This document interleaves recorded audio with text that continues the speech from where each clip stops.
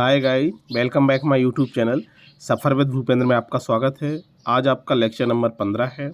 आपको मालूम होगा यूपी टेट या सुपर टेट 2026 को टारगेट करते हुए पर्यावरण के महत्वपूर्ण प्रश्नों की श्रृंखला यहाँ पे प्रारंभ की गई है। ये जो इम्पोर्टेंट श्रृंखला है, इसमें हमारी कोशिश रहेगी आपके एग्ज़ाम में जो पर्यावरण या ईवीएस के जो आपके 30 क्वेश्चन पूछे जाएंगे, हमारी कोशिश रहेगी कि ज़्यादा से ज़्यादा क्वेश्चन हमारी इसी सीरीज से आए। बस फ़र्क इतना रहेगा, आप उन्हें अच्छे से रिवीजन कर पाएँ, 1 से 2 बार पढ़ें ताकि वो अच्छे से क्या हो सके, कंप्लीट हो सके। चलिए शुरू करते हैं आज की क्लास को। आज की क्लास का सबसे पहला क्वेश्चन है, कह रहा भारतीय संविधान का अनुच्छेद 40 आर्टिकल 40 राज्य सरकार को ग्राम पंचायतों के गठन का निर्देश देता है। ठीक है, मतलब जो राज्य हैं, राज्यों को ग्राम पंचायतों के गठन का निर्देश देता है।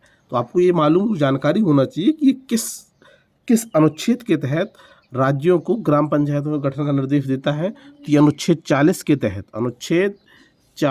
तहत राज्य को ग्राम पंचायतों के गठन का निर्देश देता है। इसके बाद हमने लिखा है कि बलवंत राय मेहता समिति ने ग्रामीण क्षेत्रों में त्रिस्तरीय पंचायत प्रणाली का सुझाव दिया था। तो प्रश्न इस तरह से बनता है, तो कौन सी समिति ने ग्रामीण क्षेत्रों में त्रिस्तरीय पंचायत प्रणाली का सुझाव दिया था। या फिर इस तरह से पूछ लेता है कि बलवंत राय मेहता समिति ने ग्रामीण क्षेत्रों में कितने स्तरीय पंचायत प्रणाली का सुझाव दिया था। तो देखिए, यदि समिति का नाम पूछे तो बलवंत राय मेहता समिति हो जाएगी। यदि इस तरह की बात करें कितने स्तरों में, तो हो जाएगा त्रिस्तरीय पंचायत प्रणाली का क्या दिया था, सुझाव दिया था। फिर इसके बाद है पंचायती राज व्यवस्था का शिल्पी या वास्तुकार बलवंत राय मेहता को कहा जाता है। तो आपको मालूम होना चाहिए कि जो पंचायत और पंचायती राज व्यवस्था थी, इसके मुख्य शिल्पकार या वास्तुकार थे बलवंत राय मेहता। बलवंत राय मेहता ने ही ग्रामीण क्षेत्रों में त्रिस्तरीय पंचायत प्रणाली का क्या दिया था, सुझाव दिया था। इस वजह से बलवंत राय मेहता को पंचायती राज व्यवस्था का शिल्पी या शिल्पकार कहा जाता है। अगला है, प्रश्न इस तरह से भी पूछ लेता है कि पंचायत है वो किस सूची का विषय है। तो आपको पता होना चाहिए कि पंचायत राज राज्य सूची का विषय है।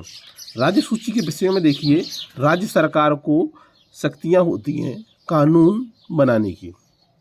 तो ध्यान रखिएगा कि जो पंचायत है ये राज्य सूची का क्या है, विषय है। आगे हमने लिखा है कि भारत में पंचायती राज व्यवस्था को लागू करने वाला प्रथम राज्य, भारत में पंचायती राज व्यवस्था को लागू करने वाला प्रथम राज्य ये था आपका राजस्थान। और राजस्थान में जिस जिले से पंचायती राज व्यवस्था का प्रारंभ किया गया था वो हुआ था नागौर जिला में। कहाँ से हुआ था, नागौर जिला में। तो ध्यान रखिएगा, भारत में पंचायती राज व्यवस्था को लागू करने वाला प्रथम राज्य राजस्थान था और ये राजस्थान के नागौर जिले से पंचायती राज व्यवस्था क्या हुई थी, शुरू हुई थी। साथ ही साथ आपको ये भी पता होना चाहिए कि भारत में पंचायती राज व्यवस्था का शुभारंभ किसने किया था। तो ये किया था पंडित जवाहरलाल नेहरू ने। ठीक, इस तरह से क्वेश्चन भी आपके एग्जाम में पूछे जाते हैं।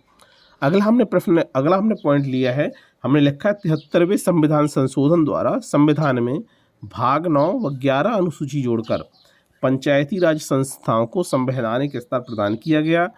73वें संविधान संशोधन, 73वें कॉन्स्टिट्यूशन अमेंडमेंट 1992 के द्वारा, ये भी पता होना चाहिए कि 73वां संविधान संशोधन कब हुआ था। तो ये हुआ था 1992 में। 73वां संविधान संशोधन 1992 के समय प्रधानमंत्री कौन थे, पीवी नरसिम्हा राव थे। जैसे बात इस तरह से पूछ लेता है कि किस संविधान संशोधन द्वारा पंचायती राज व्यवस्था को संवैधानिक स्तर प्रदान किया। देखिए, 73वें संविधान संशोधन द्वारा संविधान में भाग 9 जोड़ा गया और 11वीं अनुसूची जोड़कर पंचायती राज संस्थाओं को संवैधानिक स्तर प्रदान किया गया। इसे 73वें संविधान संशोधन 1992 के समय जोड़ा गया। उस टाइम प्रधानमंत्री कौन थे, पीवी नरसिम्हा राव थे। इसके बाद अगला पॉइंट लिखा है, किस प्रदेश में सर्वाधिक अनुसूचित जनजाति है। तो आपको मालूम होना चाहिए कि किस प्रदेश में सर्वाधिक अनुसूचित जनजाति है, अनुसूचित जनजाति या शेड्यूल्ड ट्राइब्स हैं। तो ये है आपका मध्य प्रदेश। मध्य प्रदेश में सर्वाधिक बहुलता में अनुसूचित जनजातियां एसटी पाई जाती हैं। ठीक, इसके बाद अगला पॉइंट है भारतीय संविधान दिवस। तो ये आपको मालूम होना चाहिए 26 नवंबर को भारतीय संविधान दिवस मनाया जाता है। ये इंपॉर्टेंट है, पूछा भी गया है। इसके बाद हमने लिखा अंतर्राष्ट्रीय न्यायालय का मुख्यालय। तो अंतर्राष्ट्रीय न्यायालय के मुख्यालय की बात करें तो ये है आपका हेग, नीदरलैंड में। कहाँ पे है? हेग, नीदरलैंड में अंतर्राष्ट्रीय न्यायालय का मुख्यालय स्थित है। फिर हमने अगला पॉइंट लिखा है कि एमनेस्टी इंटरनेशनल एक संगठन है जो मानव अधिकारों के संरक्षण से क्या करता है? मानव के अधिकारों के संरक्षण को लेकर क्या है? काम करता है। तो आपको मालूम होना चाहिए कि एमनेस्टी इंटरनेशनल एक संगठन है, ऑर्गेनाइजेशन है जो मानव अधिकारों के संरक्षण को लेकर क्या करता है? कार्य करता है। इसकी स्थापना की बात करें, एमनेस्टी इंटरनेशनल की स्थापना की बात करें तो स्थापित हुआ था 1961 में, और इसके हेडक्वार्टर की बात करें तो इसका हेडक्वार्टर है आपका लंदन में। इम्पॉर्टेंट है और पूछा भी गया है। चलिए, इसके बाद अगला पॉइंट है मानवाधिकार दिवस। देखिए, मानवाधिकार दिवस ये मनाया जाता है 10 दिसंबर को। ठीक, जो दिवस है ये भी आपके एग्जाम में पूछे जाते हैं, इस वजह से साथ ही साथ आपको दिवस भी लेके क्या कर चलना पड़ेगा। ठीक, तो मानवाधिकार दिवस 10 दिसंबर को मनाया जाता है। बात हम मोसाद की करें तो देखिए, फिलहाल वर्तमान में अमेरिका, इजराइल और ईरान के बीच युद्ध चल रहा है, आपको मालूम होगा। अब जब युद्ध चल रहा है तो ये करंट की चीज़ें भी बनती हैं, यहाँ से जीएस की चीज़ें भी बनती हैं। तो उसी को लेके हमने लिखा है कि मोसाद क्या है। तो आपको मालूम होना चाहिए कि मोसाद इजराइल की खुफिया एजेंसी है या गुप्तचर संगठन है। इम्पोर्टेंट है। ठीक, अगला हमने पॉइंट लिखा है, पॉइंट अगला ये है आपका 86वें संविधान संशोधन 2002 की धारा 2 द्वारा 6 से 14 वर्ष की आयु के सभी बालकों को निःशुल्क एवं अनिवार्य शिक्षा का अधिकार प्रदान करने वाला अनुच्छेद 21 से संविधान में जोड़ा गया। तो ध्यान दीजिएगा, किस संविधान संशोधन द्वारा? तो 86वें संविधान संशोधन 2002 द्वारा 6 से 14 वर्ष की आयु के सभी बालकों को निःशुल्क एवं अनिवार्य शिक्षा का अधिकार प्रदान किया गया, और ये जोड़ा गया अनुच्छेद 21A में। ठीक है, अगला हमने पॉइंट लिखा है भारत में जैव विविधता की दृष्टि से धनी है। कौन सा घाट या कौन सा क्षेत्र धनी है? देखिए, जैव विविधता, जहाँ पे जैव विविधता सर्वाधिक मात्रा में पाई जाती है, तो यह आपका पश्चिमी घाट क्या है? सबसे धनी है। इस वजह से धनी है क्योंकि यहाँ पे जैव विविधता बहुत ज़्यादा पाई जाती है। फिर इसके बाद अगला पॉइंट लिखा है रेड डाटा बुक। तो देखिए, रेड डाटा बुक का जो संबंध है ये विलुप्त होने वाली प्रजातियों की सूची से है, या ऐसी सूचियाँ जो विलुप्त या संकटाग्रस्त श्रेणी में आती हैं उनको आप रेड डाटा बुक में या रेड लिस्ट में हम क्या करते हैं? रखते हैं। तो ये तो इम्पोर्टेंट है और पूछा भी गया है, और जो क्वेश्चन या जहाँ से आपके एग्जाम प्रीवियस ईयर में पूछे जाते हैं तो वो टॉपिक क्या हो जाता है? इम्पोर्टेंट ही हो जाता है। इसी में हमने लिखा है कि रेड डाटा बुक अथवा रेड लिस्ट का प्रकाशन IUCN द्वारा किया जाता है। IUCN का मतलब देखिए ये होता है international union for conservation of nature. ठीक है, तो रेड डाटा बुक है या रेड लिस्ट का प्रकाशन IUCN द्वारा किया जाता है, और IUCN में विलुप्त होने वाली प्रजातियों या ऐसी प्रजातियां जो संकटाग्रस्त श्रेणी में हैं उनको समाहित किया जाता है। ठीक, चलिए, अगला हमने पॉइंट लिखा है कि यहाँ से हमने कुछ प्रश्न लिए हैं। पहला प्रश्न है, कौन सी ड्रग गिद्धों की समष्टि में ह्रास के लिए उत्तरदायी है? Option A aspirin, option B chloroquine, option C diclofenac sodium, option D इनमें से कोई नहीं। तो देखिए, गिद्धों की समष्टि के लिए जो मुख्य रूप से इसमें उत्तरदायी है वो हो जाएगा डिक्लोफेनेक सोडियम। एक प्रकार से देखिए क्या है, डिक्लोफेनेक जो सोडियम है ये पशुओं या जानवरों को दी जाने वाली दवा है। ये दर्द निवारक दवा होती है डिक्लोफेनेक सोडियम। जैसे क्या खाते हैं? पशु खाते हैं। पशुओं के मरने के बाद उन्हें खुले में छोड़ दिया जाता है, और वही मरे हुए जानवरों को गिद्ध खाते हैं, जिस वजह से गिद्धों की भी क्या हो जाती है? मृत्यु हो जाती है। ठीक, चलिए, अगला हमने प्रश्न लिखा है कि भारत में गिद्धों की कमी का अत्यधिक प्रमुख कारण है।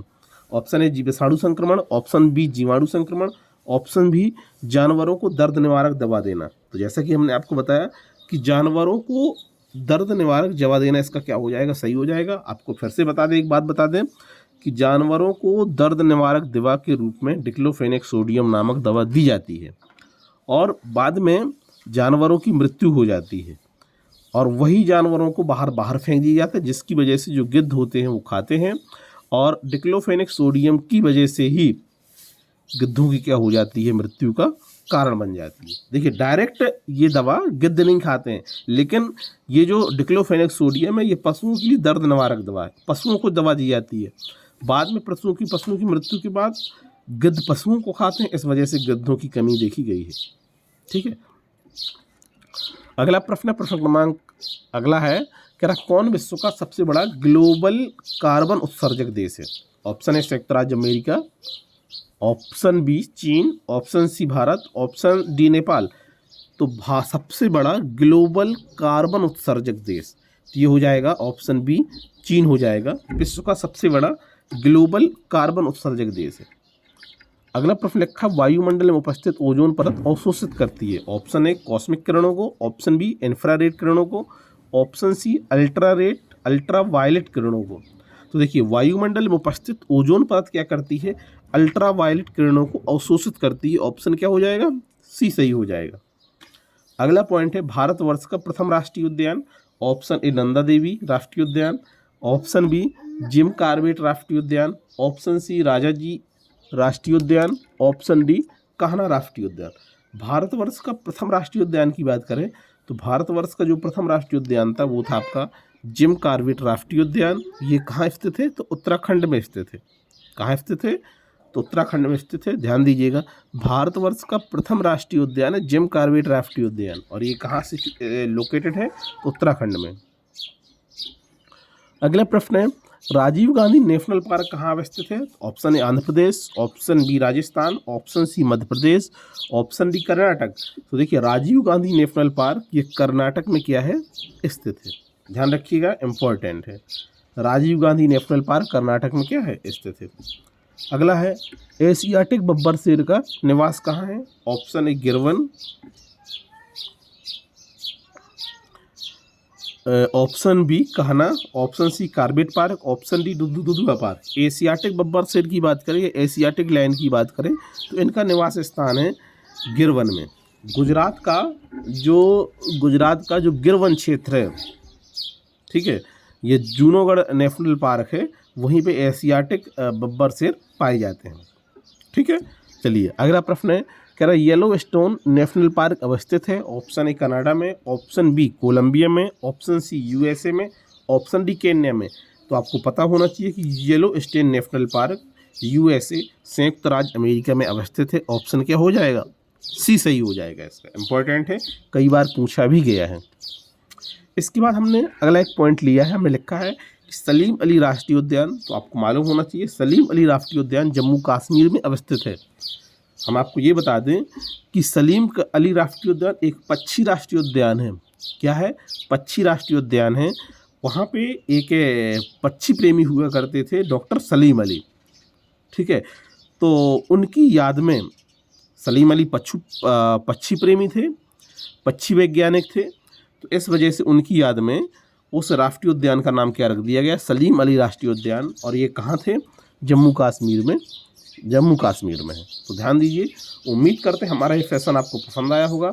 हमारा ये सेशन, हमारी ये क्लास यदि आपको पसंद आए तो हमारे YouTube channel suffer with Bhupendra को लाइक करें, शेयर करें और सब्सक्राइब करें, और जुड़े रहें YouTube channel suffer with Bhupendra के साथ। आज यहीं तक, इसके बाद मिलते हैं कल नेक्स्ट वीडियो में।